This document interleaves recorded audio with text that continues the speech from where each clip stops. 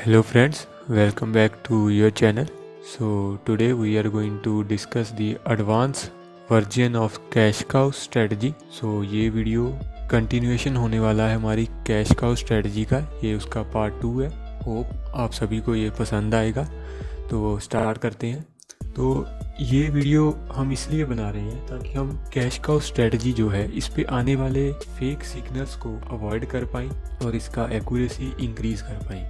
कोई भी स्ट्रेटजी अपने आप में परफेक्ट नहीं होता, तो ये भी एक परफेक्ट स्ट्रेटजी नहीं है। इस पर भी कुछ फॉल्स सिग्नल आते हैं, कुछ फेक सिग्नल्स भी आते हैं जो कि हमें अपने ट्रेड से बाहर कर देते हैं। पर अगर हम कोई एक ऐसा सिस्टम डिज़ाइन कर पाएँ जिसे इस्तेमाल करने पे हमें पता लग जाए कि ये सिग्नल फेक है, तो हम अपने होने वाले नुकसान को अवॉइड कर पाएंगे और हमारी स्ट्रेटजी का जो एक्यूरेसी है वो इंक्रीज़ हो जाएगा। तो इस पार्ट में हम उसे ही डिस्कस करेंगे। तो सबसे पहले स्टार्ट करते हैं। सबसे पहले किसी भी स्ट्रेटजी को जानने के लिए हमें मार्केट को जानना पड़ता है। तो इसलिए आज का जो सेशन है वो एडवांस से पहले बेसिक को क्लियर करने पर फोकस करेगा। सबसे पहले हम चार्ट एनालिसिस का बेसिक जानेंगे।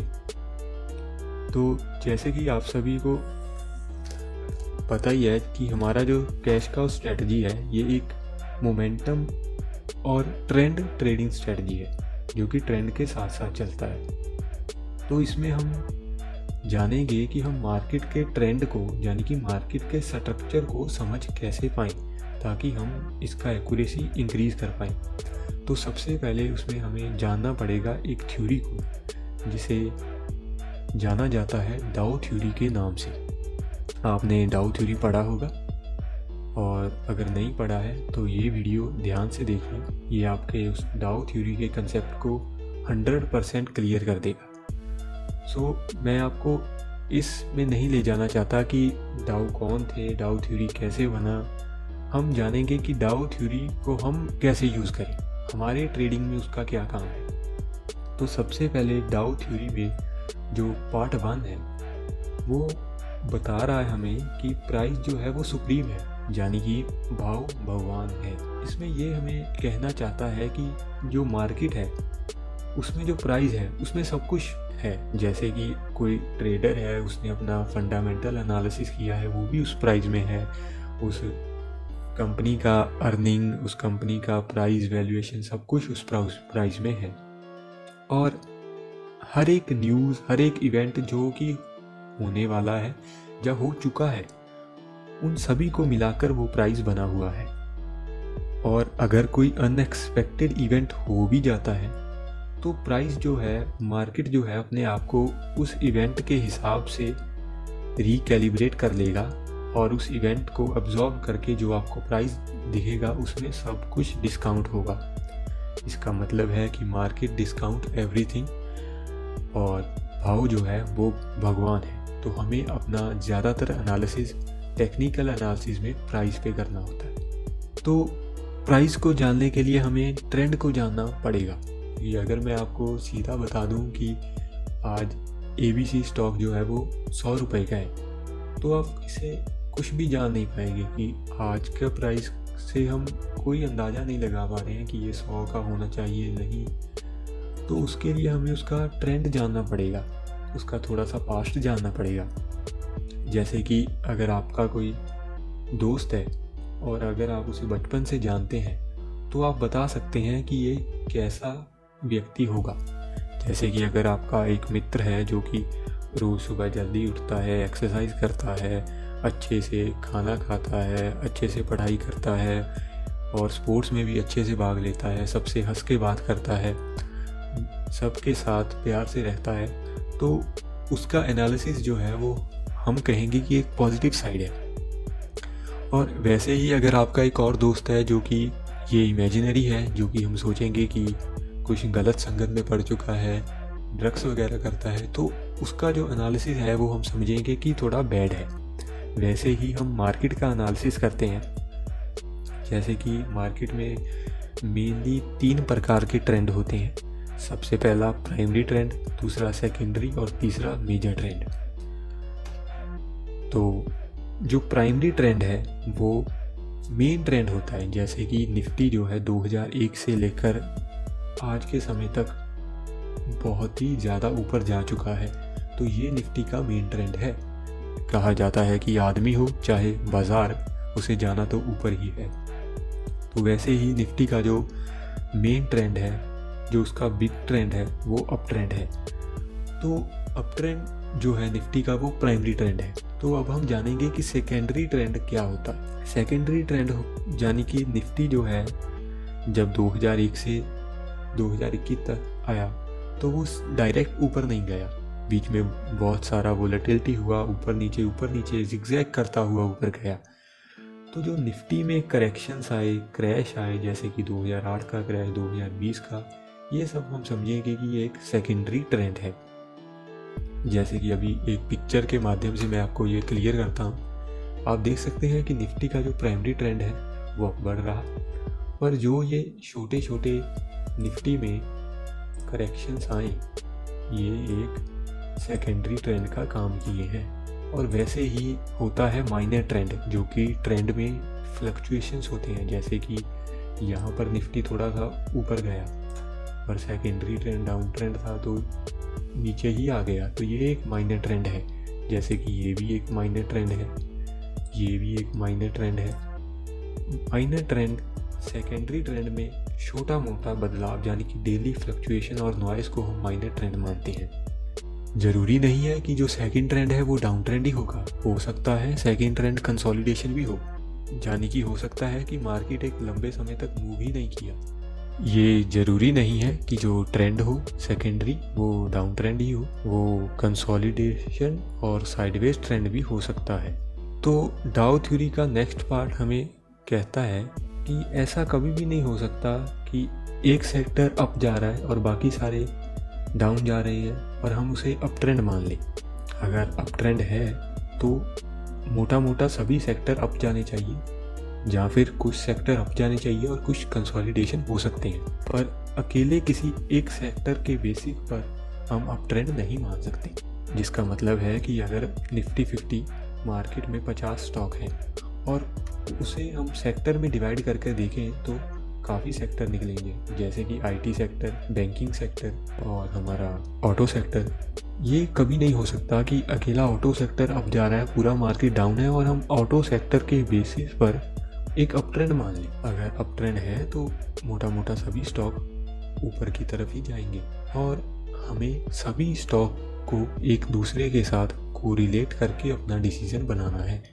सिंगल किसी एक सेक्टर या फिर किसी एक स्टॉक या फिर किसी एक इंडेक्स के बेसिस पर हम अपना डिसीजन नहीं बनाएंगे। नेक्स्ट पार्ट है कि वॉल्यूम जो है वो कंफर्मेशन देना चाहिए, यानी कि प्राइस ऊपर जा रहा है तो वॉल्यूम भी ऊपर जाना चाहिए, और अगर डाउन ट्रेंड है, प्राइस नीचे जा रहा है तो वॉल्यूम अप होना चाहिए, वॉल्यूम अप होना चाहिए। अगर अप ट्रेंड है, प्राइस ऊपर जा रहा है, इसका मतलब वॉल्यूम अप है, तो ये दर्शाता है कि ऊपर जाते हुए प्राइस में ज़्यादा पार्टिसिपेट कर रहे हैं। और वैसे ही डाउन ट्रेंड में ये दिखाता है कि अगर प्राइस नीचे जा रहा है और वॉल्यूम ज़्यादा है तो इसका मतलब कि बड़े लोग ज़्यादा क्वांटिटी बेच रहे हैं। तो नेक्स्ट है कि जो क्लोजिंग प्राइस है वो सबसे मेन पॉइंट होता है, पर मेरे हिसाब से हमें कभी कभी किसी सिचुएशन में वीक भी कंसीडर करना पड़ सकता है, क्योंकि जैसे कि अगर हम वीकली चार्ट का एनालिसिस करते हैं तो वीकली में अगर क्लोजिंग प्राइस हम कंसीडर करें और वीक छोड़ दें, पर हम जब डेली पे जाके देखेंगे तो हमें पता लगेगा कि उस वीक पे भी डेली में कैंडल्स बने हुए हैं। तो ये हमें लॉजिकली जो पॉइंट ज़्यादा वैल्यूएबल लगता है उसके अकॉर्डिंग हमें वो सिलेक्ट करना होता है, पर हमें ज़्यादा प्रायोरिटी हमेशा ही क्लोजिंग प्राइस को देनी होती है। और वैसे ही अप ट्रेंड जो होता है उसमें हायर हाई और हायर लो बनते हैं, और डाउन ट्रेंड जो होता है उसे में लोअर हाई और लोअर लो बनते हैं। जैसे कि आप अपने सामने देख सकते हैं कि जब ये अप ट्रेंड था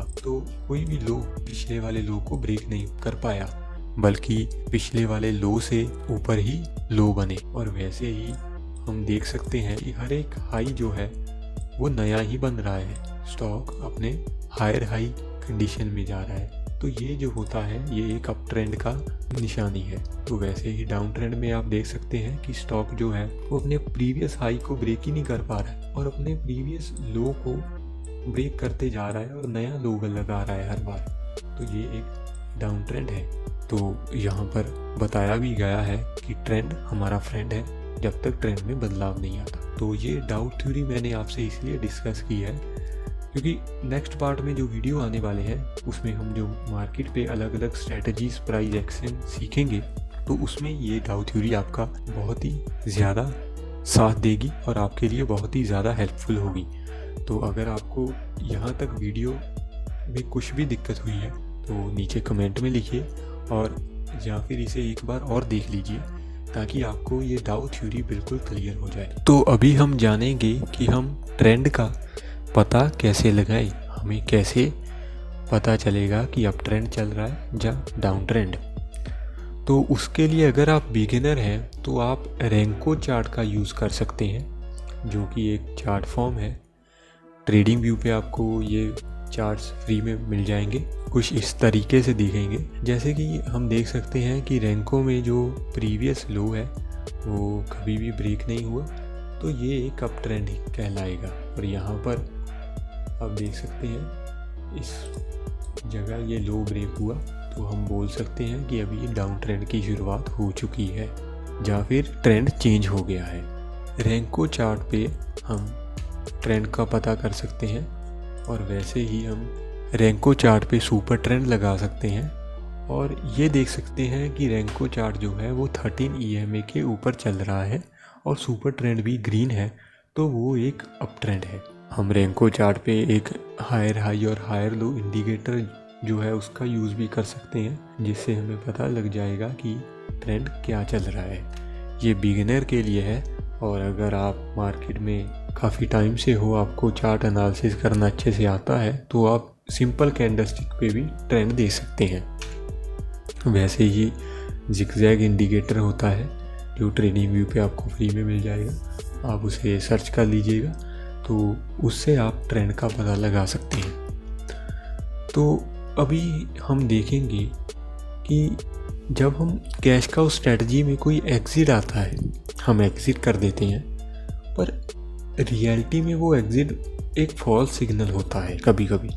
तो हम कैसे पता करें कि यहाँ हमें एग्ज़िट करना ही है और कैसे पता करें कि ये एक फॉल्स एग्ज़िट है। जैसे कि एग्ज़िट का क्राइटेरिया जो है कि सुपर ट्रेंड जब अपने डाउन ट्रेंड का इंडिकेशन दे सेल साइड में आए तो हम एग्ज़िट करेंगे। पर कब पता चले कि ये एग्ज़िट जो है ये ट्रू एग्ज़िट है और ये एग्ज़िट जो है ये एक फॉल्स एग्ज़िट है जो कि प्रमोटर या फिर कोई बड़ा आदमी आपसे करवाना चाहता है कि आप इसमें से एग्ज़िट हो जाएं और स्टॉक बाद में भागे।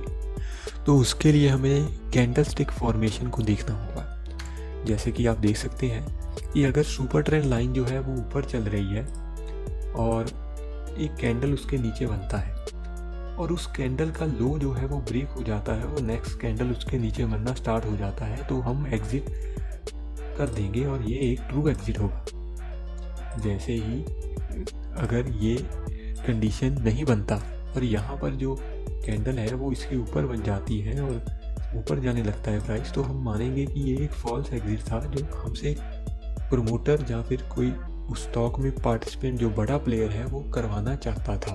प्रमोटर का मतलब ये नहीं है कि वो उस स्टॉक का बायर हो, प्रमोटर का मतलब ये हो सकता है कि जिसका इंटरेस्ट है उस स्टॉक को या फिर डाउन या फिर उस स्टॉक को अपने तरीके से चलाने में। वो बड़ा प्लेयर कभी कभी हमसे फॉल्स एग्ज़िट करवा देता है और बाद में स्टॉक को ऊपर ले जाता है। तो वैसे ही जब हम बाई करते हैं कभी कभी एक फॉल्स बाई भी आता है तो कैसे पता चले कि ये यहाँ पर जो बाई है वो ट्रू बाई है। तो उसके लिए भी जो आपको मैं साथ के साथ बता देता हूँ। जैसे ये देख सकते हैं जो कैंडल है जब सुपर ट्रेंड लाइन नीचे ग्रीन होगी और उसके ऊपर ग्रीन कैंडल बनेगी और उसके ऊपर का हाई ब्रेक करके कैंडल बनेगी तो वो हम मानेंगे कि ये एक ट्रू बाय है। इसके एग्जांपल भी हम देखेंगे ट्रेडिंग व्यू पे। और इससे पहले मैं आपको थ्योरी में कुछ और बताना चाहता हूँ तो वो भी हम डिस्कस कर लेते हैं। तो हम जो है अपने कैश काउ स्ट्रेटजी की एक्यूरेसी जो है वो मूविंग एवरेज से भी इंक्रीज़ करेंगे। मूविंग एवरेज एक सिंपल इंडिकेटर है जो कि आपने जितने पीरियड का सिलेक्ट किया होगा उतने दिन के क्लोजिंग प्राइस को कंसीडर करके उसका एवरेज निकालेगा और एक लाइन प्लॉट हो जाएगी। जैसे जैसे प्राइस आगे बढ़ता जाएगा वैसे वैसे ही वो एवरेज मूव करता जाएगा। तो मूविंग एवरेज जो है आप देख सकते हैं, जैसे कि 9 पीरियड का अगर एवरेज है तो वो पिछले 9 दिन को प्राइस को ऐड करके उसे 9 से डिवाइड करके बनता है। तो हम जो है इसमें EMA का यूज़ करेंगे। EMA जो है वो एक एक्सपोनेंशियल मूविंग एवरेज होता है जो कि रीसेंट प्राइस एक्शन को ज़्यादा वेटेज देता है। तो हमारे लिए रीसेंट प्राइस एक्शन इंपॉर्टेंट है, इसलिए हमें EMA का यूज़ करेंगे। तो ये एक एग्जांपल है कि अगर किसी स्टॉक में एक मूवमेंट बहुत क्विकली आ जाता है तो हम उसमें से एक छोटा प्रॉफिट बुक कर सकते हैं। अगर कोई स्टॉक मैंने सोचा था कि एक महीने में हमें 10% देने की ताकत रखता है, पर वो अगर 3-4 दिन में ही हमें 12-13% दे दे तो हम उसमें से एक छोटा प्रॉफिट बुकिंग कर सकते हैं। तो उसके लिए हम 5 EMA का यूज़ करेंगे। जैसे कि ये 5 EMA चल रहा है और जब भी वो स्टॉक 5 EMA के नीचे आएगा हम अपना एक छोटा सा प्रॉफिट बुक करेंगे। ध्यान रखिए, एग्जिट नहीं करेंगे बल्कि एक छोटा प्रॉफिट बुक करेंगे। तो ये आपको हेल्प करेगा, जो स्टॉक तेज़ी से बढ़ेगा उसमें भी एक जल्दी से एक छोटा सा प्रॉफिट बुक करने के लिए। तो वैसे ही हम अपना एक्यूरेसी बढ़ाएंगे ट्रेंड लाइन के साथ। ट्रेंड लाइन एक सिंपल लाइन होता है जो कि ऐसे क्लोजिंग प्राइस को जोड़ के बन जाता है। देखिए, तो ट्रेंड लाइन में हम देखेंगे कि अगर सुपर ट्रेंड ग्रीन चल रहा है और ट्रेंड लाइन के साथ साथ वहाँ पर ऊपर की तरफ बढ़ रहा है तो हम बढ़ने देंगे, और हो सकता है कि यहाँ पर सुपर ट्रेंड रेड हो जाए तो हम उस वक्त सेल नहीं करेंगे। हम वेट करेंगे कि वो अपने ट्रेंड लाइन, जो वो ट्रेंड लाइन को रिस्पेक्ट कर रहा है, उसे ब्रीच करे, और जब उसके नीचे आ जाए हम तब अपना पोजीशन एग्जिट करेंगे। इसके एग्जांपल भी मैं आपको दूंगा। तो आगे हम देखेंगे कि हम अपना एक्यूरेसी बढ़ाने के लिए सुप्रीम सुपर ट्रेंड का यूज़ कैसे करें। सुप्रीम सुपर ट्रेंड और कुछ नहीं बल्कि बाय डिफ़ॉल्ट सुपर ट्रेंड है जो कि ATR 10 और फैक्टर 3 को लेकर बाय डिफ़ॉल्ट आ जाता है। तो इस सुपर ट्रेंड को भी हम देखेंगे कि हम इसके ट्रेंड यूज़ से और ट्रेंड लाइन के यूज़ से और साथ साथ प्राइस एक्शन और डाउ थ्योरी के यूज़ के हम अपनी स्ट्रेटजी को एक्यूरेट कैसे बनाएं और फॉल्स सिग्नल को अवॉइड कैसे करें। तो अभी थ्योरी में मैंने आपको बहुत बोर कर दिया, तो अभी हम प्रैक्टिकल में जाके देखने वाले हैं कि मेन जो मैंने आपको बताया क्या वो यूज़ में आता भी है। तो अभी हमने अपना ब्राउज़र ओपन कर लिया है। तो आप सभी के लिए मैंने एक स्क्रीनर भी बनाया है, तो उसका लिंक भी मैं डिस्क्रिप्शन में प्रोवाइड कर दूंगा। मुझे काफ़ी कमेंट आए थे और कुछ लोगों ने ईमेल भी किया था स्क्रीनर के लिए, तो उसके लिए मैंने आपके लिए एक चार्टिंग पे स्क्रीनर बनाया है, वो मैं आपको डिस्क्रिप्शन में प्रोवाइड कर दूंगा। ये स्क्रीनर जैसे जैसे जो कंडीशन है उसे क्रिएट करके बनाया गया है और ये स्कैन करके हमें स्टॉक को प्रोवाइड कर देता है। पर ये स्क्रीनर जो है आपको end of the week run करना है, यानी कि वीकेंड पे आपको चलाना है। आप इसे रोज़ चला सकते हैं, पर जो भी स्टॉक आप इसमें से देखेंगे उसे आप नोट डाउन कर लीजिए और चेक कीजिए कि वीकेंड तक कौन से जो स्टॉक है वो सस्टेन कर पाए। उन्हीं स्टॉक में हम अपना ट्रेड लेने का सोचेंगे। कभी कभी ऐसा होता है कि जो वीकली RSI है वो 59 होता है। एक एग्जांपल है, हो सकता है ABC एक स्टॉक है जिसमें वीकली RSI 59 है, पर अगर वो 59 है ट्यूसडे को और फ्राइडे तक वो 55 हो गया तो वो एक फॉल्स सिग्नल जनरेट कर देता है हमें। तो उसमें बहुत सारे लोगों को दिक्कतें होंगी, तो उसे अवॉइड करने के लिए आपको वीकेंड एनालिसिस करना है। यानी कि अगर कोई स्टॉक मेरे रडार पे मंडे को आया तो मैं उसे मंडे को रडार पे रख लूँगा और उसे ऑब्जर्व करूँगा, प्राइस एक्शन देखूँगा और वीकेंड पे ही अपना डिसीजन बनाऊँगा। ये नए लोगों के लिए है। जैसे जैसे आप इस स्ट्रेटजी को यूज़ करेंगे, एक्सपीरियंस हो जाएंगे, तो आप अपने आप बता पाएंगे कि ये मंडे को ये स्टॉक आया है तो ये क्या सस्टेनेबल है या नहीं। तो मैं आपको यही कहना चाहूँगा कि जैसे कि डाउ थ्योरी में कहा गया है क्लोजिंग प्राइस इज़ इम्पॉर्टेंट, वैसे ही कैश काउ में मैं आपको कहना चाहूँगा कि weekend analysis is the most important. जैसे जैसे आप एक्सपीरियंस होंगे तो आप अपने आप पता कर पाएंगे कि ये स्टॉक दम रखता है आगे तक जाने का। पर जब तक आप इस स्ट्रैटेजी में बिगिनर हैं, आप प्लीज़ रिक्वेस्ट है आप ये एनालिसिस जो है वीकेंड पर करें और उसके बाद नेक्स्ट वीकेंड के स्टार्टिंग पर अपना ट्रेड एग्जीक्यूट करें। तो अभी जो ये स्कैनर है ये क्या क्या करता है तो वो आप एक बार चेक कर लीजिएगा, या फिर आप मेरा पिछला वीडियो देख सकते हैं, उसमें जो एक्सप्लेनेशन मैंने बताया था उसी को यूज़ करके ये बना गया है। तो इसमें जैसे कि हम देख सकते हैं ये कुछ स्टॉक जो आ रहे हैं, तो मैं जो है निफ्टी 500 पे स्टैंड करता हूँ। तो अगर आप बिगिनर हैं तो प्लीज़ आप इसे निफ्टी 100 या फिर निफ्टी 200 तक ही स्कैन कीजिएगा। जैसे अगर निफ्टी 100 पर स्कैन करें तो ये 3 स्टॉक आ रहे हैं, और जैसे निफ्टी 500 पर करें तो इतने आ रहे हैं। तो एक बात और है, जैसे कि इसमें कोई स्टॉक आ गया तो इसका मतलब ये नहीं है कि हम उसे बाय कर लें। स्कैनर का मतलब ये है कि इसने आपको बता दिया कि ये स्टॉक है, इसे आप फर्दर एनालाइज करें।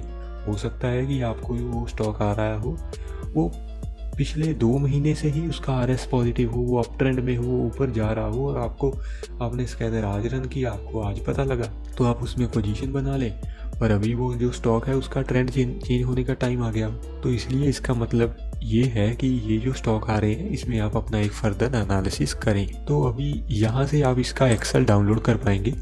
तो जैसे कि मैं डाउनलोड कर लेता हूँ एक्सेल, और जब एक्सेल डाउनलोड हो जाए इसे हम ओपन करेंगे और इसमें हम यहाँ पर एक फॉर्मूला लगाएंगे और इस स्टॉक को सीधा ही ट्रेडिंग व्यू में ले जाएंगे। तो वो फार्मूला मैं आपको जूम करके दिखाता हूँ। हम टाइप करेंगे इज इक्वल टू, और सिंबल के बॉक्स में जो चार्ट का सिंबल है इसे सिलेक्ट करेंगे, फिर कॉमा, फिर एंड, फिर हम ये कॉलम डालेंगे और फिर से कॉमा डाल के कॉलम और एंटर कर देंगे। तो जैसे कि देख सकते हैं इसके पीछे एक कॉमा आ चुका है, इसे हम यहाँ से डबल क्लिक करेंगे और कॉपी करके हम अपने ब्राउज़र में ट्रेडिंग व्यू ओपन करेंगे। जैसे ही ट्रेडिंग व्यू ओपन हो जाए तो हम इसमें मैंने अपना वॉच लिस्ट बनाया है, कैश काउ वॉच लिस्ट, उसमें जाएंगे, प्लस पर क्लिक करके सारे स्टॉक को यहाँ पर पेस्ट कर देंगे। आप देख सकते हैं 2 मिनट में वो सारे स्टॉक यहाँ पर आ गए। अगर आपको नहीं समझ आया तो आप इस पार्ट को प्लीज़ एक बार दोबारा देख लें। तो अभी जो स्टॉक आए हैं इसे मैं एनालिसिस करूँगा कि ये स्टॉक में हमें बाई करना है नहीं करना है, और इससे आपको क्लियर हो जाएगा कि हम कैश काउ स्ट्रेटजी में प्राइस एक्शन का यूज़ करके इसे ज़्यादा एक्यूरेट कैसे करें। तो स्टार्ट करते हैं अडानी से। सबसे पहले किसी भी स्टॉक में अगर हमें एनालिसिस करना है तो हम बिगर पिक्चर देखेंगे, यानी कि बड़े टाइम फ्रेम को ज़्यादा इंपॉर्टेंट देंगे। तो जैसे कि बड़े टाइम फ्रेम में आप देख सकते हैं कि जो ये स्टॉक है यहाँ पर इसने बहुत अच्छा ब्रेकआउट दिया था और उसके बाद अपवर्ड मूव भी आया है इसमें। छोटे टाइम फ्रेम पे जाकर एक बार और देखेंगे तो ये एक रेजिस्टेंस है जिसे स्टॉक ने तोड़ दिया है और अभी अप ट्रेंड में चल रहा है। फिर से हम एक डेली के टाइम फ्रेम पर आकर अभी देखिए एनालिसिस कितना इजी हो गया। जब हम मल्टी टाइम फ्रेम एनालिसिस करते हैं तो हम 70% एरर को अपने आप ही उसमें से निकाल देते हैं। अभी हम अपने इंडिकेटर को देखेंगे इसके साथ। जैसे कि आप देख सकते हैं आप कि इंडिकेटर जो है उसने यहाँ पर सिग्नल दिया था, यहाँ पर ये सिग्नल था हमारे लिए एक बाई का। अगर आप बिगिनर हैं तो ये सिग्नल मान लेते हैं हम। तो अगर आपने यहाँ पर बाई किया होता सुपर ट्रेंड लगाकर तो अभी देखिए अभी आपका ट्रेड बाई में ही चल रहा है, तो अभी आप प्रॉफिट लेवल पे ही बैठे होते। पर अभी देखिए यहाँ पर भी आप बाई कर सकते थे क्योंकि यहाँ पर उसने एक ब्रेकआउट दिया। ब्रेकआउट कैसे दिया देख सकते हैं आप। यहाँ पर जो कैंडल है कोई भी कैंडल इस लाइन के ऊपर क्लोज नहीं कर पाई थी। ये रेजिस्टेंस लाइन हमने वीकली पे जाके बनाई थी, कोई भी कैंडल इस जोन के ऊपर क्लोज नहीं कर पाई थी। और ये कैंडल जो है दिल्ली में बनी, ये जोन के ऊपर क्लोज कर गई, तो हम नेक्स्ट कैंडल में एंट्री लेंगे और अभी हम इसमें प्रॉफिट में बैठे होते। पर अगर आप में से किसी ने इसमें एंट्री नहीं ली है तो अभी इसमें राइट टाइम नहीं है एंट्री लेने का। तो अभी ये स्टॉक अपने रिस्क रिवॉर्ड्स के हिसाब से फेवरेबल नहीं है। जैसे आप देख सकते हैं ये का एक सपोर्ट जोन है, तो इसका मतलब कि अगर मार्केट, जैसे कि अभी मार्केट जो है वो अपना फेस चेंज कर चुका है, तो इसका मतलब है कि ये 10% नीचे आ सकता है। हो सकता है ये रीटेस्ट करके ऊपर जाए, पर अभी ये रिस्क रिवॉर्ड के हिसाब से फेवरेबल नहीं है। तो अभी नेक्स्ट स्टॉक हम चेक करते हैं अपना। तो हमारा नेक्स्ट स्टॉक है कैप्री ग्लोबल। इसमें भी मैंने थोड़ा एनालिसिस किया हुआ है। ये जो है इसका एक रेजिस्टेंस था जो कि उसके बाद ये बहुत ही बढ़िया मूव देकर गया और यहाँ पर इसने एक बॉक्स बनाया और उस बॉक्स के ऊपर कभी क्लोजिंग नहीं आई, पर इस कैंडल में उसके ऊपर क्लोजिंग आई और हमें कैश का उन्हें बाय भी यहाँ कहीं दिया। तो अभी हम वीकली पे जाके देखेंगे कि यहाँ पर हमारा एक बाय सिग्नल था और डेली पे देख सकते हैं कि अभी हम लेटेस्ट बाय सिग्नल के ऊपर चल रहे हैं और अभी ये स्टॉक फिर से एक कंसोलिडेशन ही कर रहा है। तो अभी हमें वेट करना चाहिए और जब यहाँ पर एक ब्रेकआउट मिले, यानी कि यहाँ पर एक कैंडल बढ़िया से ग्रीन कैंडल क्लोज आ जाए, तब हम एंट्री ले सकते हैं। तब हमारा रिस्क टू रिवॉर्ड ज़्यादा फेवरेबल होगा और स्टॉप लॉस हम यहाँ पर रख सकते हैं या फिर सुपर ट्रेंड के नीचे। तो अभी नेक्स्ट स्टॉक देख लेते हैं। ये स्टॉक जो है ये मैंने अपने टेलीग्राम पे भी दिया था, GNFC जो है ये मैंने टेलीग्राम पे भी दिया था। इसमें मैंने एनालिसिस किया है बहुत टाइम का। तो ये स्टॉक जो है अगर आप देखें मंथली पे, तो 2017 के बाद अब अपना रेजिस्टेंस जोन को इसने यहाँ पर ब्रेकआउट दिया है और अगर हम इसे राउंडिंग बॉटम पैटर्न को देखें और इसका टारगेट निकालें तो आराम से हमें यहाँ तक का टारगेट मिलता है। तो इसलिए ये स्टॉक हमारे लिए रिस्क टू रिवॉर्ड के हिसाब से बहुत फेवरेबल है। इसमें हम अगर स्टॉप लॉस इसे रखते हैं और टारगेट रखते हैं अपना 899 के पास, तो हमें 2.4 का रिस्क टू रिवॉर्ड मिल रहा है, जो कि बहुत ही अच्छा रिस्क टू रिवॉर्ड माना जाता है। हम ये स्टॉक को कंसीडर कर सकते हैं बाय की तरफ। पर एक बात याद रखिएगा, अभी मार्केट सेंटीमेंट जो है वो डाउन की तरफ है। अगर हमें इस स्टॉक को बाय की तरफ बाय करना है तो हमें हेजर बन के बाय करना होगा। अगर हम मार्केट के अपोजिट जा रहे हैं, कॉन्ट्रारियन प्ले करेंगे, तो हमें हेजिंग करके उसे प्ले करना होगा। तो उसके लिए आप एक अच्छा सा सेल का ट्रेड ढूंढिए, उसे सेल कीजिए डेरिवेटिव्स में और इसे बाय कीजिए, फिर एक बढ़िया सा कोरिलेशन बनेगा। और या फिर अगर आपको इस टाइम इसे लेना है तो आप बहुत ही छोटी क्वांटिटी में, यानी कि मिनिमम क्वांटिटी में ले सकते हैं, जिसे कि आप अपने पोर्टफोलियो का 1% रिस्क लेकर लीजिए सिर्फ। तो अभी हम नेक्स्ट स्टॉक देखते हैं हमारा हिंडाल्को। तो हिंडाल्को पर भी एनालिसिस जो है हम बड़े टाइम फ्रेम से शुरू करेंगे। तो ये स्टॉक 4-5 दिन से स्क्रीनर में आ रहे हैं, तो इस पर मैं 2-3 बार एनालिसिस कर चुका हूँ, इसलिए आपको ये लाइन दिख रही होगी। तो अभी हम देखते हैं कि वीकली टाइम फ्रेम पे ये क्या बोल रहा था। तो वीकली टाइम फ्रेम पे भी आप देख सकते हैं कि ये एक रेजिस्टेंस था जो कि अभी टूट चुका है। तो अगर मैं आपको डाउ थ्योरी दिखाऊं तो वो भी इसमें आपको बढ़िया से दिखेगी। जैसे कि देखिए, ये था लो, ये था लो, ये था लो, ये था एक लो, ये था एक लो। तो देखिए ये स्टॉक अभी तक अपने हायर लो फॉर्मेशन में है, तो यानी कि ये स्टॉक एक अप ट्रेंड में है। तो ऐसे हम डाउ थ्योरी के अकॉर्डिंग हम अपने स्टॉक को बड़ा राइड कर सकते हैं। मैं आपको एक एग्जांपल देता हूँ। अगर इस स्टॉक में आपने यहाँ कहीं दिया होता, बाय किया होता, और आप सुपर ट्रेंड के भरोसे रहते तो आप यहाँ निकल गए होते, पर जो स्टॉक है वो अपने डाउ थ्योरी में अप ट्रेंड में है। तो अगर हम डाउ थ्योरी को साथ में यूज़ करते तो देखिए आप कितना बड़ा मूव ले पाते।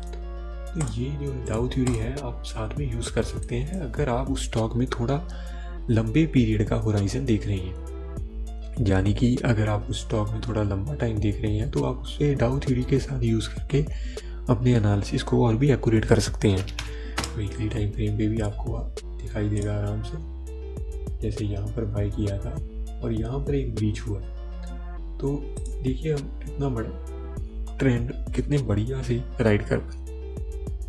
तो ये एक सिग्नल यहाँ पे भी आया था, अगर आपने यहाँ पे एंट्री लिया होता तो भी देखिए आप कितना बढ़िया मूव ले पाए। पर अभी हम बात करेंगे अब हम क्या करें। कोई लेटेस्ट सिग्नल इसमें जो आया है वो जो ये था, ये रेजिस्टेंस जोन जो था वो ब्रेक हो गया, तो उसके बाद ये ब्रेकआउट देकर ऊपर की तरफ भागा। अभी नीचे आ रहा है, हो सकता है ये रीटेस्ट करने आए और हो सकता है कि डाउनवर्ड मूव देगी और ये हो सकता है यहाँ से रीसेट करके रीटेस्ट करके एक कंटिन्यूएशन दे। तो ये हम ऑब्जर्व करेंगे। तो वैसे ही हम इसमें ज़िगज़ैग का यूज़ भी कर सकते हैं, जैसे कि मैनुअली हम यहाँ से बना सकते हैं ज़िगज़ैग, जिससे हमें पता चल गया है कि मार्केट का जो ट्रेंड है वो भी क्या चल रहा है।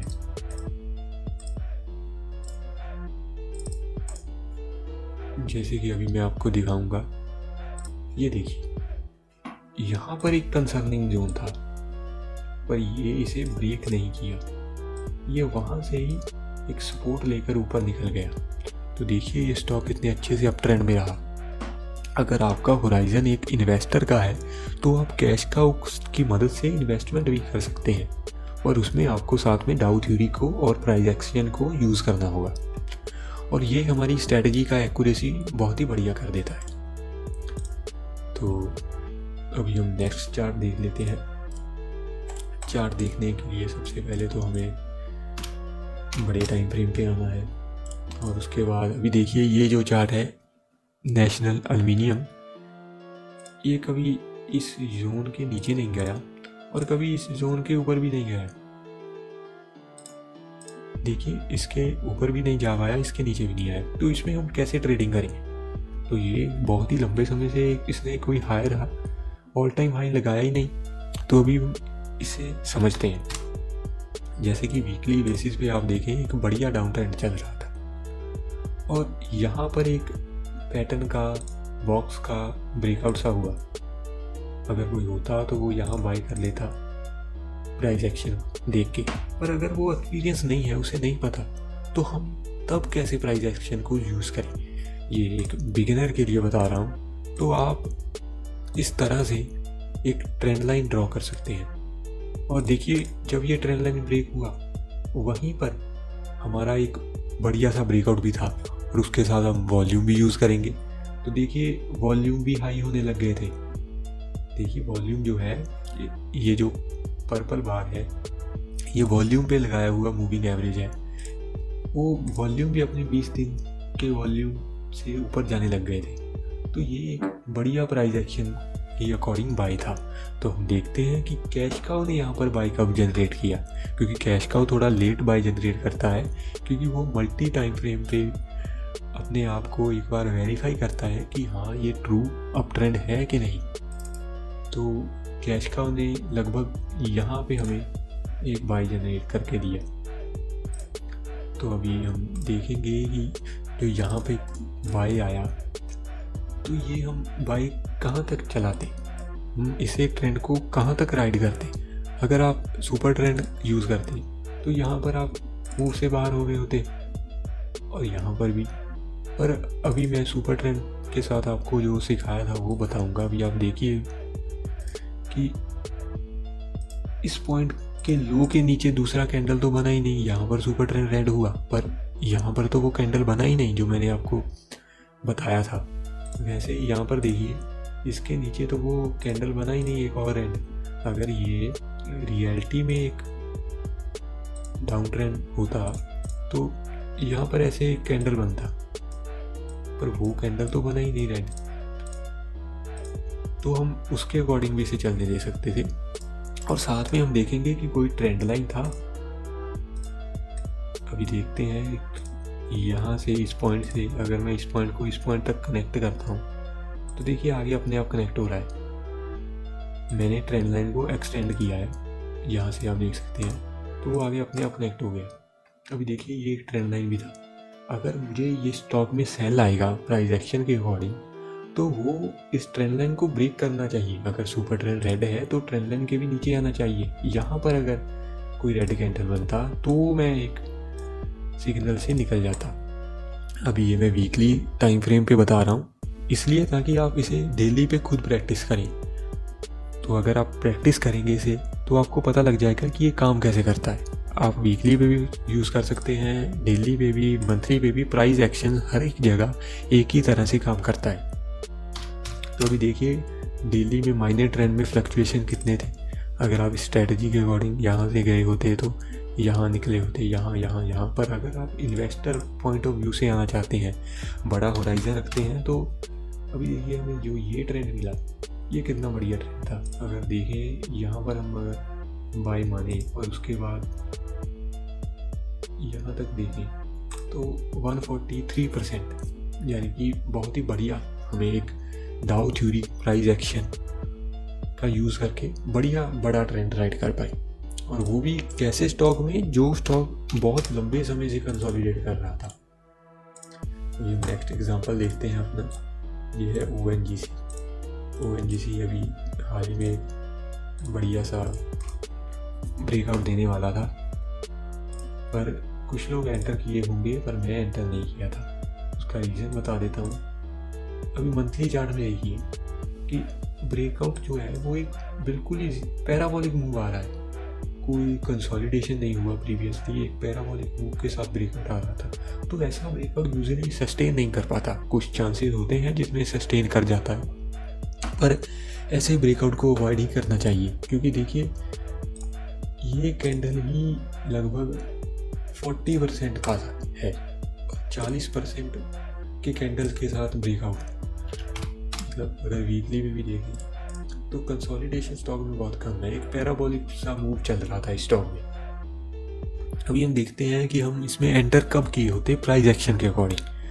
तो जैसे कि आपको बताया था ट्रेंड लाइन के बारे में, अभी देखिए यहाँ पर तो कोई भी ट्रेंड लाइन नहीं बना पाता, क्योंकि यहाँ पर तो हमें पता ही नहीं चलता कि ये ऊपर जा रहा है नीचे। हम अपना ट्रेंड लाइन यहाँ से बनाते जब हमें पता लगता कि अभी ये हायर हाई नहीं लगा पाया। तो यहाँ से हम देखते हैं ट्रेंड लाइन बना के। अभी देखिए ट्रेंड लाइन बना और यहाँ पर देखिए एक बॉक्स टाइप इसने कंसोलिडेट भी कर दिया और उसके बाद ब्रेकआउट आया और यहाँ पर एक रीटेस्ट भी हो गया और यहाँ पर प्राइस एक्शन के अकॉर्डिंग एंट्री बन रहा था। इस जगह पर देखिए एक छोटा सा रीटेस्ट होगा, मैं आपको दिखाता हूँ। अभी देखिए इस ट्रेंड लाइन पे जब प्राइस ऊपर की तरफ गया तो यहाँ पर छोटा सा रीटेस्ट किया उसने और फिर से ऊपर को जाने लगा। हम यहाँ पर नहीं तो हम यहाँ पर देख लेते हैं, यहाँ पर एंट्री ले लिए होते। और अब हम देखेंगे कि क्या वॉल्यूम भी सपोर्ट कर रहा था। तो देखिए वॉल्यूम भी अब था, वॉल्यूम भी पिछले सेशन के मुकाबले बढ़िया हुआ। तो अगर हमने यहाँ पर एंट्री लिया होता तो ये एंट्री कहाँ तक चलता अभी हम वो देखेंगे। अगर हम डाउ थ्योरी के अकॉर्डिंग से होते तो ये था फर्स्ट लो, सेकंड लो और ये था थर्ड लो, जो कि यहाँ पर ब्रीच कर गया। इसका मतलब कि हम यहाँ पर निकल गए होते और ये मूव निकला हमें लगभग 61% का, जो कि बहुत ही बढ़िया है। और वैसे ही पर ये पैराबोलिक मूव हो गया, तो पैराबोलिक मूव के लिए हम 5 EMA का यूज़ कर सकते हैं। जैसे कि जब भी प्राइस जो है 5 EMA के नीचे है तो हम निकल सकते हैं, और ये हम डेली टाइम फ्रेम पे ही यूज़ करेंगे। अभी देखिए मैं दिखाता हूँ आपको, यहाँ पर एक पैराबोलिक मूव आ रहा था। सपोज करते हैं यहाँ पर किसी ने एंट्री लिया और उसे देखिए कितनी जल्दी अप ट्रेंड मिल रहा था। तो जब वो प्राइस नीचे आके इसके नीचे आ गया, हम तब अपना एक प्रॉफिट बुक कर सकते हैं। क्योंकि ये जो है ये पैराबोलिक मूव हो गया था यहाँ पर देखिए कितनी जल्दी मूव आने लग गया। अभी इस मूव को अगर मैं कैलकुलेट करूँ तो लगभग 3 दिन में 18% बढ़ गया ये स्टॉक, जबकि कंपनी का अर्निंग, कंपनी का फंडामेंटल तो इतना नहीं बढ़ा हुआ ना 3 दिन में। तो ये एक पैराबोलिक मूव होती है जिसे हम 5 EMA की मदद से इसमें हम छोटा प्रॉफिट बुक कर सकते हैं। तो अभी हम देखते हैं जो मैंने आपको कहा था सुप्रीम सुपर ट्रेंड का यूज़ कैसे करें। तो अभी देखिए, अगर आप सिंपल सुपर ट्रेंड पहले देखते हैं, ये है सिंपल सुपर ट्रेंड। अगर सिंपल सुपर ट्रेंड का यूज़ करें तो इसके अकॉर्डिंग ये हमें एक एग्जिट था, यहाँ पर देखिए, यहाँ पर इसके अकॉर्डिंग एक एग्जिट है। पर अगर हम यूज़ करें अपना सुप्रीम सुपर ट्रेंड जो कि बाय डिफॉल्ट सुपर ट्रेंड है, तो वो हमें एग्जिट कब देता है वो हम देखेंगे अब। तो अभी देखिए, एक तो सुपर ट्रेंड जो है वो यहाँ पर आया, देखिए यहाँ पर इस कैंडल पे सुपर ट्रेंड स्टार्ट हुआ डाउन की तरफ। और वैसे ही आप अभी देखिएगा जब ये सुपर ट्रेंड आया तो नेक्स्ट कैंडल जो बना वो इस क्लोज के ऊपर ही बना। पहले तो ये पॉइंट हमें बताता है कि ये एक फेक है, फेक सा शेकआउट था क्योंकि हमें बाहर निकालना चाहता था। और हम सुप्रीम सुपर ट्रेंड देखेंगे तो जो सुप्रीम सुपर ट्रेंड था वो तो बाय में ही था, वो तो ब्रीच ही नहीं हुआ, तो हम इसे बाय में ही कंसीडर करेंगे। और अभी आप कैश काउ भी देखिए, कैश काउ भी पूरी तरह से बाय में चल रहा है, तो ये फेक सा शेकआउट होता है। तो अभी यहाँ पर देखिए, यहाँ पर जब सुपर ट्रेंड हुआ तो ये रेड कैंडल बन गया। तो ये जो कैंडल है ये वो बताता है कि हाँ यहाँ एग्जिट, रियल एग्जिट है। अब देखिए जो इसमें भी जो लॉन्ग टर्म यानी कि बिगर EMA है वो ऊपर चल रहा है शॉर्ट टर्म के, और सिग्नल भी नीचे की तरफ RSI भी डाउन ट्रेंड की तरफ जा रहा है। अगर आप एनालिसिस करेंगे तो देखिए ये हमें बताता है कि अभी ये स्टॉक में थकावट आ चुकी है और ये एग्जिट जो है ये एक रियल एग्जिट है।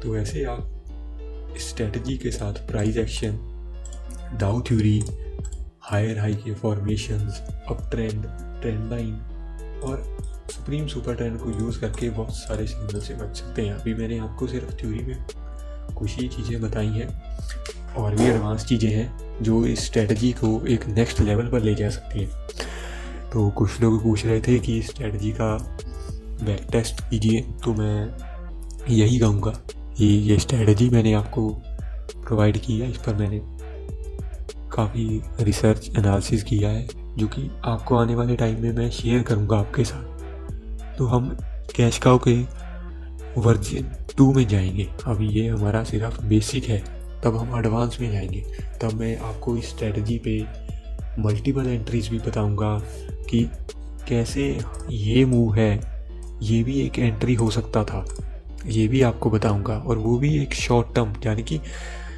10-12 दिन में ही हमें टारगेट मिलता, और यहाँ पर हम रिस्क रिवॉर्ड वाला एंट्री लेते, वो भी मैं आपको आने वाले सेशंस में बताऊंगा। कैसे हम पता करें कि अभी जो स्टॉक है डाउन ट्रेंड होने वाला है, वो भी हम एडवांस सेशन में डिस्कस करेंगे। तो ये जो स्क्रीनर है ये मैं आपके साथ शेयर कर दूंगा। इस स्क्रीनर में जो स्टॉक आएंगे, आप सभी स्टॉक को हर रोज़ end of the day note down कीजिएगा। फिर वीकेंड जब आएगा देखिएगा उनमें कितने से स्टॉक जो है वीकेंड तक सस्टेन कर पाए, और फिर उन स्टॉक का फर्दर एनालिसिस कीजिएगा कैश काउ स्ट्रेटजी के अकॉर्डिंग। उसमें प्राइस एक्शन यूज़ कीजिएगा, और फिर उसमें अगर एंट्री आ रहा हो तो एंट्री लीजिएगा और ट्रेंड को राइड कीजिएगा। और जो मेन पार्ट है वो ये है कि इस स्ट्रेटजी में कभी कभी आपको कुछ कंडीशन मिलेंगी, जैसे कि मैं आपको बताता हूँ। ये देखिए यहाँ पर कभी आपको ऐसे कंडीशन मिलेंगे जिसमें आपको एंट्री आया यहाँ पे, आप सोचिएंगे कि ये एक एंट्री है पर सुपर ट्रेंड रेड है, देखिए, और हो सकता है यहाँ पर आपको सपोज कीजिए आपको एक फेक सिग्नल मिला, यहाँ पर ये जोन ऐसे ब्लैक हो गया, तो अब आप कैसे पता लगाएं कि ये एक फेक जोन था ना कि एक रियल। उसके 2-3 तरीके हैं। सबसे पहला मेन और बेसिक, वीकली RSI को क्लोज होने दें, यानी कि वीकेंड तक का वेट कर लीजिए। और अगर आप वीकेंड तक का वेट नहीं कर सकते तो एनालाइज कीजिए कैश काउ के RSI को। अभी देखिएगा तो ये तो इसके नीचे है और शॉर्ट टर्म उसके ऊपर नहीं जा पाया, दोनों 50 के ऊपर नहीं गए और सुपर ट्रेंड भी नेगेटिव है।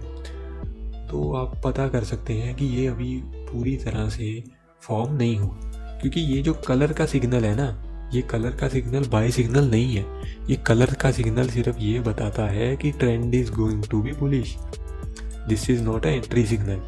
एंट्री सिग्नल तब होगा जब ट्रेंड बुलिश हो गया है, क्लाउड रेड फॉर्म हो चुका है, हिलेगा मिलेगा में जो शॉर्ट टर्म EMA है वो लॉन्ग टर्म EMA के ऊपर चल रहा है, सुपर ट्रेंड जो है वो ग्रीन है और प्राइस एक्शन में एक छोटा सा ब्रेकआउट जहाँ हो चुका है, वॉल्यूम भी आपको ऊपर की तरफ बता रहे हैं। स्टॉक जो है डाउ थ्योरी के अकॉर्डिंग भी higher high higher low formation में चल रहा है, तो वो एक लॉन्ग ट्रेड कहलाएगा।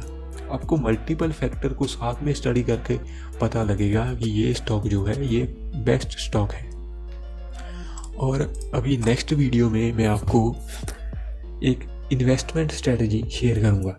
आज मैंने आपको डाउ थ्योरी पढ़ाया है क्योंकि नेक्स्ट वीडियो में आपके साथ एक by and hold strategy share करने वाला हूं। तो इसलिए अगर आपको डाउ थ्योरी में कोई भी दिक्कत है तो आप क्वेश्चन नीचे पूछ सकते हैं कमेंट बॉक्स में। और अभी मैं वीकेंड पे एनालिसिस भी स्टार्ट करूंगा। हम वीकेंड पे साथ में साथ एनालिसिस करेंगे, तो उसमें भी आपको बहुत सारी हेल्प हो जाएगी। अभी जाते जाते मैं आपको निफ्टी का एनालिसिस कर देता हूं ताकि काफ़ी सारे ट्रेडर को हेल्प मिल जाए कि वॉर के सिचुएशन में अभी हो क्या रहा है।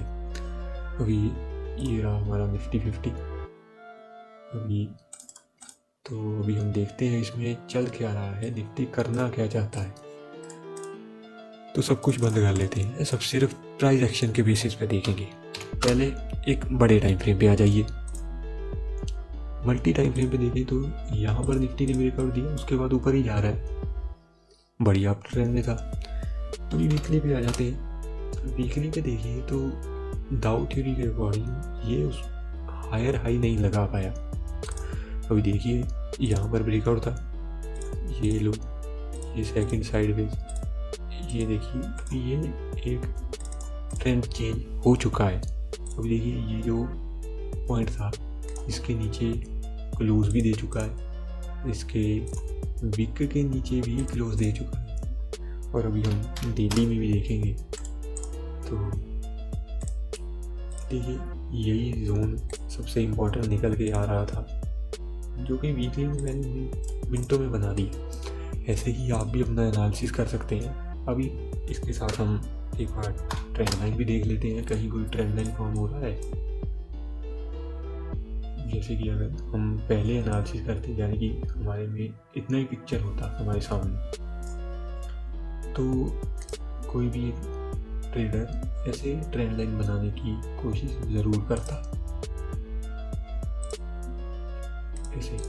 ऐसे क्या ऐसे भी बना सकता है।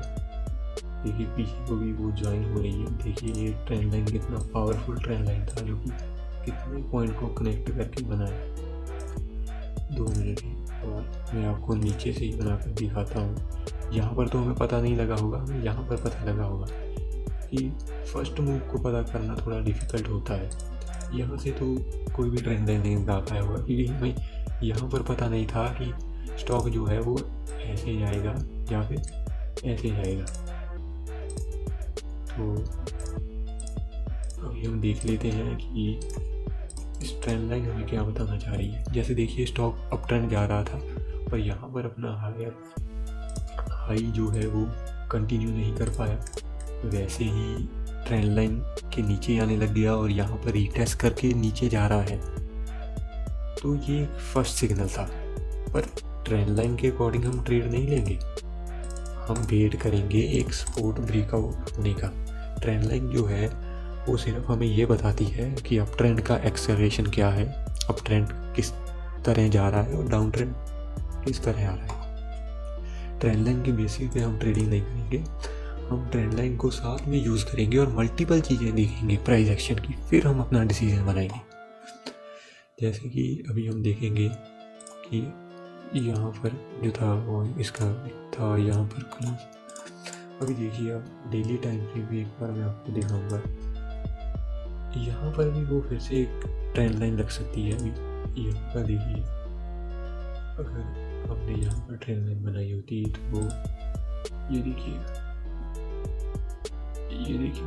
यहाँ पर, तो हम इसका एनालिसिस कर लेते हैं डेली पे। देखिएगा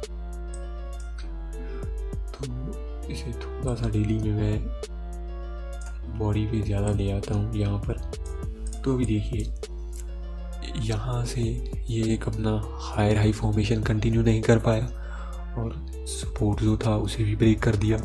तो इसका मतलब क्या है? तो इसका मतलब सीधा साधा हमें यही दर्शा रहा है कि जो निफ्टी है उसका प्राइमरी ट्रेंड जो है वो भी सेकेंडरी ट्रेंड चेंज हो रहा है, यानी कि सेकेंडरी ट्रेंड का स्टार्टिंग हो रहा है। अभी सेकेंडरी ट्रेंड जो है वो ऐसे भी हो सकता है, ठीक है, जो सेकेंडरी ट्रेंड है वो ऐसे भी हो सकता है, और सेकेंडरी ट्रेंड जो है वो साइडवेज भी हो सकता है और फिर भी ब्रेकआउट दे सकता है या फिर ब्रेकआउट भी दे सकता है। पर अभी इसमें ये जो ट्रेंड है इसके आने के चांसेस बहुत कम होते हैं। तो ये दो कंडीशन ही है हमारे पास। तो अभी देखिए, अभी सभी को मैं यही बताना चाहूँगा कि अगर आप निफ्टी को शॉर्ट टर्म के लिए बाई में सोच रहे हैं तो वो मत सोचिएगा। वैसे ही हम देख सकते हैं कि एक और एवरेज होता है जिसे ही माना जाता है एवरेज का किंग, मूविंग एवरेज 200, वो उसके भी नीचे ही प्राइस चल रहा है। तो ये सिंपल एनालिसिस था, मैंने रॉ आपके साथ शेयर किया। तो ऐसे आप भी एनालिसिस कीजिए और अपना एनालिसिस मेरे साथ शेयर कीजिए। तो ये था मेरी तरफ से आप सभी के लिए एक छोटा सा सेशन। कोई भी डाउट हो तो नीचे पूछिएगा और इस सेशन को नेक्स्ट टाइम मैं कंटिन्यू करूँगा, क्योंकि एक वीडियो में मैं इतना कुछ नहीं बता सकता। ये स्ट्रेटजी जो है मैं अभी बहुत कुछ आगे तक ले जा चुका हूँ, तो आपके साथ धीरे धीरे सब शेयर करूँगा। तो अगर टाइम मिला तो मार्केट के एनालिसिस सेशन भी आपके साथ अपलोड करेंगे। तो भी मार्केट जो है वो ट्रेंड चेंज कर रहा था, तो उसकी वजह से तो मैं भी ट्रेडिंग में बिजी था, तो इसलिए वीडियो लेट आया। उसके लिए आप सभी से माफ़ी चाहते हैं। और अगर आपको कोई भी डाउट हो तो आप मुझे ईमेल कर सकते हैं और कमेंट डाउन में भी अपना क्वेश्चन पूछ सकते हैं। तो hope you like the video. तो थैंक यू एवरीवन।